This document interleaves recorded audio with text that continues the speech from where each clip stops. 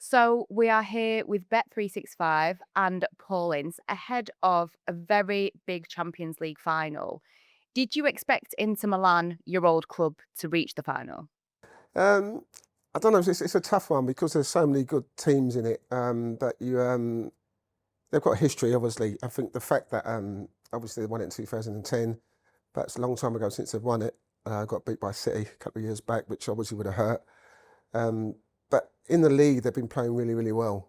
Really well. I think they won the Scatler for the last 2 years. Missed out this year to Napoli, which I was devastated about. Yeah. Absolutely devastated about. But they've got an experienced team. They've got good players.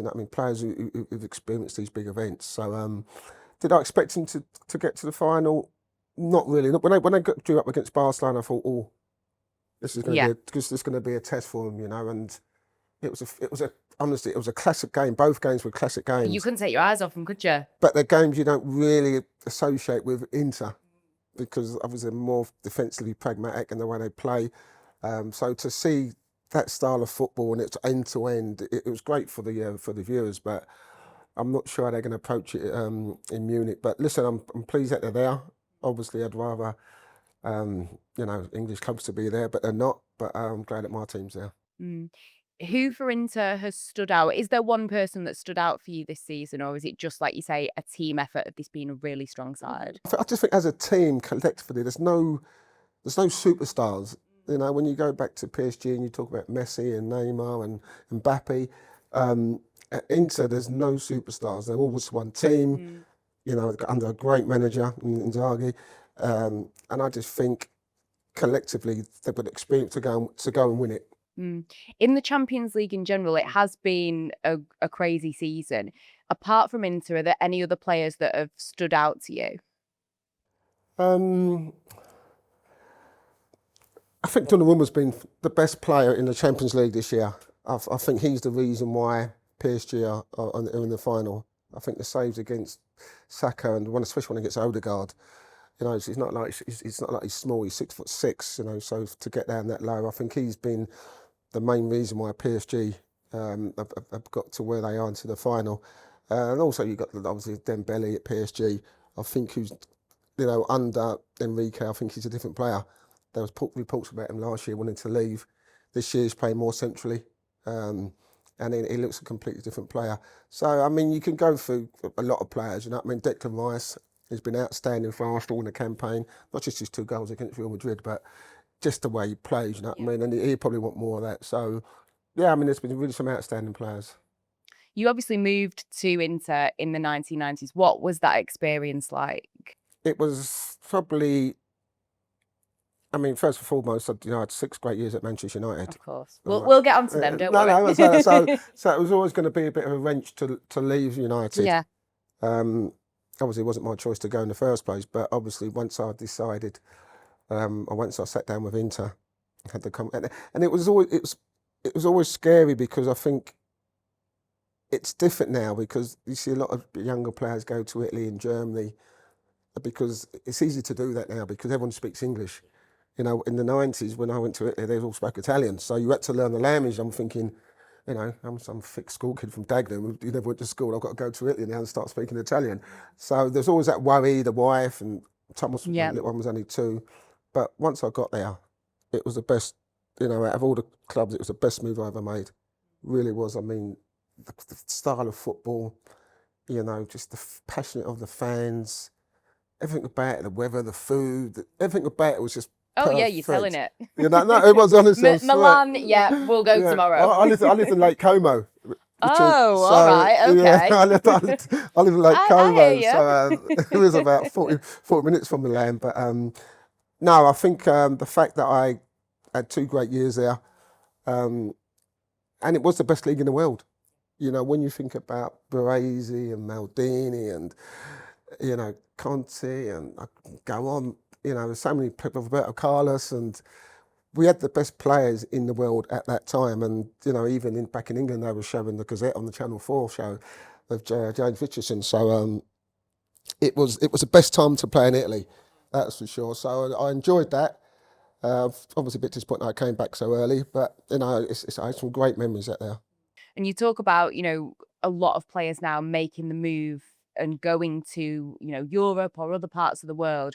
We're seeing that with Trent Alexander Arnold at the minute. Real Madrid is looking like the destination. Do you think that will be a good move for him? I think it's a great move for him. Obviously, Liverpool fans won't like me here to say that, and I'm one of those that I was very disappointed and saddened, by the booing of Trent. I don't think someone who's been at the club all his life deserves that kind of sending off.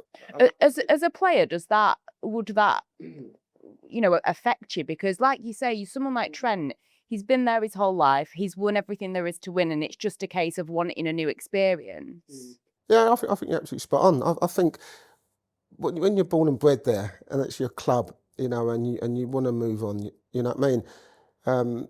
He's won everything he can win. He's won the Champions League. He's won the Premier League. What more? And he's putting his heart and soul into the club. Yeah, and to have that experience, and I always tell any player to have that experience of going abroad, learning a different culture, learning a different way of life. It's something that you have to grow up. It makes you more of a man. You know what I mean? And I think for him, it was the right thing to do. I think, and I think it's not all the Liverpool fans. There's always a minority. Let's get that straight. But he didn't deserve anything because he's given his heart and soul to that club for so many years. And I think next year when you see him playing for Real Madrid in his white shirt, I think there'll be a lot of Liverpool fans saying, yeah, he's still one of our own, and he's gone to further his career and find another journey in life. And there's no bigger club than Real Madrid, is there? It's not like he's gone somewhere else. He's gone to Real Madrid, one of the biggest clubs in the world. And when that phone call comes, it's hard to not pick up. Listen, we've seen it with Barcelona when Coutinho left from Liverpool. You know what I mean? When these big clubs come from Spain or Germany, Harry Kane, it's hard to send it down. So no, I wish him all the best. And with Liverpool in general, of course, winning this Premier League title, going into the season, they were talked about, but it was still, let's see what Arne Slot can do. He's got big shoes to fill. It's been a fantastic season in the Premier League for them, hasn't it? I think it's been amazing. I think more so amazing because obviously Klopp did such an amazing job. He did an unbelievable job, and it was funny how you kind of look at it because you think, well, Slot's walked into a team, it's probably his Klopp's team. It hasn't changed any players. It's the same personnel, but he's managed to change the style of how they play. Under Klopp, it was very hectic, fast flowing, run, attack. And he's probably gone more possession based, and slowed it down. And it seems to have suited the players. And to achieve what he's achieved and the style of football that he's done it, and the goals it scores and the chances they're creating, is a fantastic job in his first year to win the Premier League. Obviously, the aim's now going to be to win the Champions League. But I think the most important thing for Slot was to keep Van Dijk, keep Salah for another 2 years. That's massively important. For me, he's been the best player in the world, Mo Salah, this year. So for him to keep them two is massively important for them next year. And obviously they'll be on at the Champions League next year. A word on Manchester United. I am a Manchester United fan. Oh dear. Bruno Fernandes. Yes. Will he stay? Will he go? That would be a massive loss for the club if he was to move on. Well, it's a difficult one. As you said, if the big clubs come calling, it's hard for him not to go. And I suppose with Bruno, looking at what he's seen over the last, how many years he's been there, 6, 7 years? You can forgive him if he's a bit fed up. Yeah, you can. You can obviously. He's seen managers come and go. He's seen things happen at the club. And he looks a bit frustrated. He has done for the last couple of years, if you ask me. Every time you see him, he's injured or moaning and rolling. It looks very frustrating to me at the moment. Even though he's been the Man United's best player this season by far, he can see what's going on. So I think it's a question, would you blame him if he left? Unless Amorim's prepared to sit him down and say, listen, this is what we're planning to do next season. This is who we're looking to bring in. This is what we're looking to try and do. But when you look at where they finished in the league, and you look at the performance in the Europa League final, you won't blame him if he had kind of reservations about staying, but that's something that him and the club have to talk about. He want to know what the future looks like for Manchester United. But as I said, if any of those big clubs come calling, he'd be thinking about, I hope he stays for Man United's fans' sakes. And there's a lot of talk about Matthias Cunha. Is that the type of player that you think could help? There's a lot of talk about Rasmus Hojlund as well. Do you think that if Hojlund does stay, he's the type of player that could maybe support when it comes to the goals that need to be scored? I think I feel sorry for Hojlund. I feel sorry for Xerxes. because they're not ready yet to play for Manchester United. They've been thrown in the deep end straight away. You know, and you think about, and I know times are different, and I hate to revert back to the times when I was playing, but, you know, we'd probably use like a David Beckham in, you know what I mean, or Paul Scholes. They come and play 2 or 3 games, then they come out of it, and then Fergie will bring back in just to find their feet. I think the Hojlund has been thrown in like every other game, and for someone so young, it's been a tough arc for him, and he needs that kind of senior striker to take that weight off him. You know, I mean, I won't be adverse for me if he went on loan to another club. Someone else has said that to me, that a loan move could be good. Yeah, get him a loan move for 6 months, wherever it may be. Just let him get score goals, find his feet, bit of confidence, no pressure, because people don't understand. When you play for Man United, it's not about just the player, it's the mentality. It's what Man United brings. It's, you know, it's expectations, expect from the fans week in and week out. You know what I mean? People don't understand what it takes to be a Man United player. It's not about just what you do on the pitch. It's can you perform week in and week in, training every day, every week. It takes a lot of toll on you, and for someone so young, mentally, it can affect you. So, you know, I'd like to see him go out on loan for 2 or 3 months. It's not about confidence, just get scoring goals. You know, you watch him sometimes and the ball bounces off him, and, you know, and he needs to be developed. Now, whether they're doing that at Old Trafford, I don't know, but I've not seen any improvement on the amount of times he loses the ball. And, you know, you even think about the sending off over the weekend, you know, against Villa. The ball's got about 15 yards left of him, you know, and you think, well, I feel for him. Someone needs to help him out, and maybe a loan move might be good for him. And finally, Ruben Amorim, you were coached at Manchester United by arguably the world's greatest in Sir Alex Ferguson. From what you see from Ruben Amorim, the way that he's very honest with the fans, he will apologise. He reportedly has said things to people like Alejandro Garnacho, like, you need to find a new club. You know, he said, it's reported that he didn't want Rashford, and he made that clear. Do you like the way that he's going about things as someone who understands Manchester United and what that club represents? That's a tricky question. I don't know how to answer that one, because I listen. Because as a fan, I like that he's honest. I think, listen, I think, yes, you can be honest with the fans, and you know, sometimes you can be too honest with fans, and I don't want to be in a situation where you have to tell the fans everything that's going on. You know, I think some things need to be kept. I mean, I don't think Sir Alex Ferguson would have said, I don't want Rashford, or Garnacho can go and find another. Sir Alex Ferguson would have done that. You know, he would have kept it internally, not externally.